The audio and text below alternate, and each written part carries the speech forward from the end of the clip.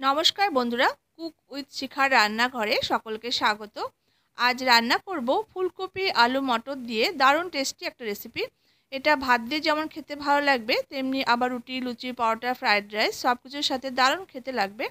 তো আশা করছি রেসিপিটি আপনাদের কাছে খুব ভালো লাগবে। রেসিপি ভালো লাগলে বন্ধুরা অবশ্যই চ্যানেলটি সাবস্ক্রাইব করে নেবেন আপনি যদি নতুন বন্ধু হয়ে থাকেন। তো চলুন দেখে নেওয়া যাক।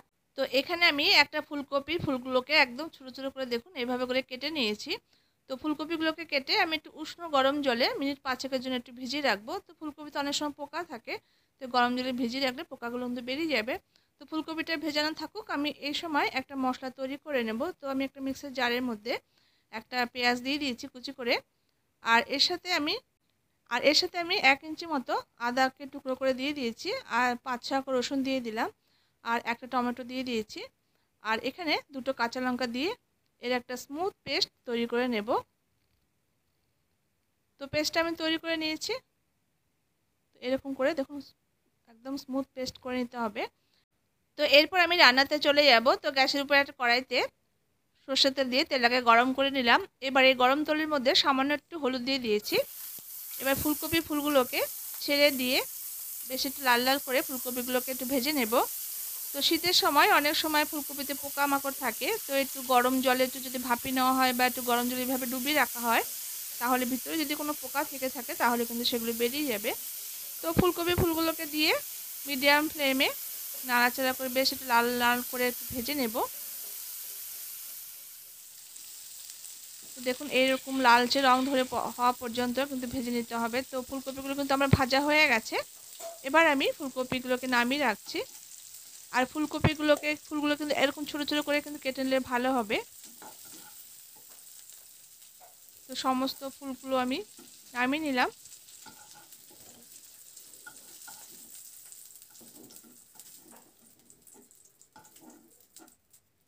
ফুলগুলো আমার ভাজা হয়ে গেছে, ফুলগুলোকে নামিয়ে নিয়েছি। এবার কড়াইতে আবার একটু আমি সর্ষের তেল দিয়ে তেলটাকে গরম করে নিলাম। এবার গরম তেলের মধ্যে 2টো এলাচ, দারচিনি আর 2-3টে লবঙ্গ দিয়ে দিয়েছি। আর হাফ টিস্পুন এখানে জিরে ফোড়ন হিসেবে দিয়ে দিলাম। এবার এই মশলাটা একটু ভাজা ভাজা করে নেব নাড়াচাড়া করে।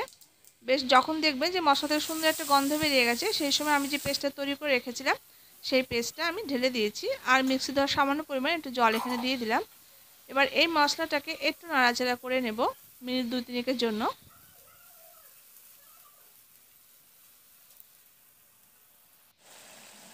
মশলাটা একটু নাড়াচাড়া করে নেওয়ার পর এবার একে একে রুটিন যে মশলাগুলো হয় সেগুলো আমি দিয়ে দেবো। তো এখানে প্রথমে হাফ টিস্পুন হলুদের গুঁড়ো, 1 টিস্পুন এখানে জিরে গুঁড়ো দিয়ে দিয়েছি, 1 টিস্পুন এখানে ধনে গুঁড়ো দিয়ে দিয়েছি, 1 টিস্পুন এখানে লাল লঙ্কার গুঁড়ো দিয়েছি। ঝালটা অবশ্যই যে যেমন খাবেন সেই পরিমাণ মতো লঙ্কার গুঁড়োটা দেবেন। আর এখানে কালারের জন্য 1 টিস্পুন এখানে কাশ্মীরি লঙ্কার গুঁড়ো দিয়েছি, আর টেস্ট হিসেবে এখানে লবণটা দিয়ে দিলাম। তো একটু কাশ্মীরি লঙ্কার গুঁড়ো দিলে কী হবে, তরকারির কালারটা বেশ সুন্দর একটা রিচ আসবে, লুক দেখতে ভালো লাগবে।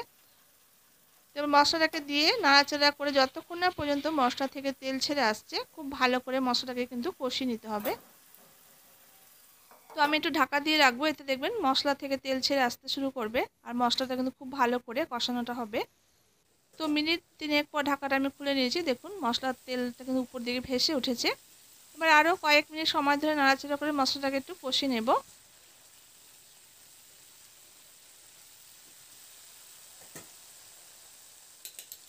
তো মশলাটাকে একটু কষিয়ে নিয়েছি, এরপর আমি এখানে দই অ্যাড করে দেবো। তো আমি এখানে 3 টেবিলস্পুন পরিমাণ টক দইকে খুব ভালো করে ফেটিয়ে নিয়েছি।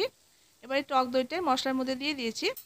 আর এখানে বন্ধুরা বলে রাখি, দইটা যখন আপনারা দেবেন তখন গ্যাসের ফ্লেমটাকে কিন্তু একদম লোতে দিয়ে দইটাকে খুব ভালো করে নাড়াচাড়া করে মেশাতে হবে। হাই ফ্লেমে কিন্তু কখনোই দইটা দিতে যাবে না, তাহলে ছানা কেটে যাবে। এবার নাড়াচাড়া করে খুব ভালো করে দইটাকে দেখুন মশলার সঙ্গে একদম মিশিয়ে নিয়েছি। দেখুন মশলা চারদিক থেকে তেল ছাড়তে শুরু করেছে, খুব ভালো মতো কিন্তু কষানো হয়ে গেছে মশলাটা। এরপর এই পর্যায়ে আমি সামান্য পরিমাণ একটু কাসুরি মেথিকে এইভাবে করে একটু ভেঙে ভেঙে হাতে একটু গুঁড়ো করে আমি দিয়ে দিলাম। আর এই তরকারিতে এই কাসুরি মেথি ফ্লেভারটা কিন্তু বেশ সুন্দর লাগে খেতে। তো যদি আপনাদের হাতের কাছে থাকে অবশ্যই আমি অ্যাড করতে বলবো। এবার নাড়াচাড়া করে নেওয়ার পর এখানে আমি 1 টিস্পুন পরিমাণ গরম মশলার গুঁড়ো দিয়ে দিলাম। আর এখানে সামান্য পরিমাণ একটু চিনি অ্যাড করব টেস্টটাকে ব্যালেন্স করার জন্য, যেহেতু টক দই দিয়েছি, টমেটো আছে, তো টেস্টটা ব্যালেন্স হবে, খেতে ভালো লাগবে। এবার আরও কয়েক মিনিট নাড়াচাড়া করে নিলাম মশলাটাকে। খুব ভালো করে দেখুন মশলা চারদিক থেকে তেল ছেড়ে আসছে। এবার এই পর্যায়ে মটরশুঁটি দিয়ে দিয়েছি। তো এখানে 1 কাপ পরিমাণ মটরশুঁটি দিয়েছি।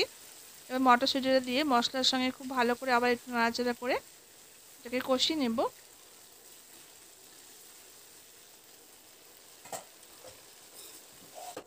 খুব ভালো মতো করে দেখুন মশলাটা আমার কষানো হয়ে গেছে। মশলা চারদিক থেকে তেল ছেড়ে এসেছে।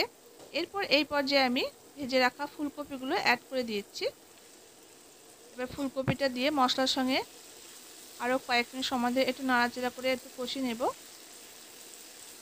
আর এই রান্নাটা কিন্তু খুব বেশি জল দেওয়ার প্রয়োজন নয়। এটা একটু মাখো মাখো ধরনের, একটু কষা কষা ধরনের রান্নাটা হবে। এবার ফুলকপিটা দিয়ে নাড়াচাড়া করে নিলাম। বেশ কয়েক মিনিট সময় ধরে ফুলকপিগুলোকে দিয়ে মশলার সঙ্গে খুব ভালো করে দেখুন কষিয়ে নিয়েছি। এরপর এখানে খুবই সামান্য পরিমাণ একটু জল অ্যাড করে দেব। তো এখানে আমি জলটা কিন্তু উষ্ণ গরম জল দিয়েছি। এবার জলটা দিয়ে নাড়াচাড়া করে নেব। খুব বেশি কিন্তু জল এখানে দেব না। এটা একটু মাখা মাখা ধরনের হবে রেসিপিটা, খুব বেশি ঝোলঝোলে হবে না। আর এরকম করে কিন্তু হালকা একটু জল দিয়ে ঢাকা দিয়ে রাখলে কিন্তু সুন্দর করে ফুলকপি মটরশুঁটি সব সেদ্ধ হয়ে যাবে। এবারে ঢাকা দিয়ে মিনিট 4-5-এর জন্য লো ফ্লেম করে একটু রেখে দেবো।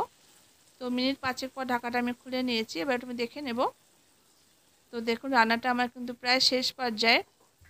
আর ফুলকপি মটরশুঁটি কিন্তু খুব সুন্দর করে সেদ্ধ হয়ে গেছে। আর ফুলগুলো যেহেতু ছোটো ছোটো করে কেটে নিয়েছি আর ভেজে নিয়েছি, সেজন্য কিন্তু খুব বেশি সময় লাগে না রান্নাটা হতে। তো এবার নামানোর আগে সামান্য পরিমাণ ঘি একটু আমি এখানে দিয়ে দিলাম। খেতে কিন্তু দারুণ লাগবে। তো দেখুন কত সুন্দর একটা রিচ একটা লুক এসেছে। এরপর আমি এখানে কুচানো ধনেপাতা একটু উপর থেকে ছড়িয়ে দিয়ে মিনিট 2-এর জন্য একটু রান্না করে নিয়ে আমি এটাকে নামিয়ে নেব।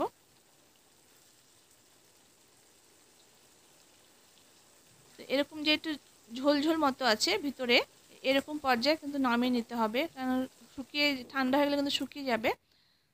তো তখন কিন্তু তরকারিটা একদম শুকনো হয়ে যাবে। তো একটু এরকম ঝোল ঝোল মতো রাখলে কিন্তু একদম পারফেক্ট হবে। তো দেখুন রান্নাটা আমার কিন্তু হয়ে গেছে। তো দেখুন কতটা সুন্দর লোভনীয় আর রিচ একটা কালার এসেছে। আর দেখতে কত লোভনীয় লাগছে, খেতেও কিন্তু দুর্দান্ত টেস্ট।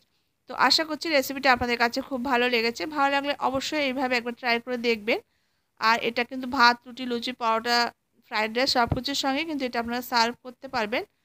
তো যদি রেসিপিটি ভালো লাগে বন্ধুরা, তাহলে অবশ্যই লাইক করবেন, শেয়ার করবেন আত্মীয়স্বজন বন্ধু বান্ধবের সাথে। দেখা হচ্ছে পরবর্তী কোনো রেসিপির সঙ্গে। ততক্ষণের জন্য সবাই খুব ভালো থাকবেন, সুস্থ থাকবেন। ধন্যবাদ।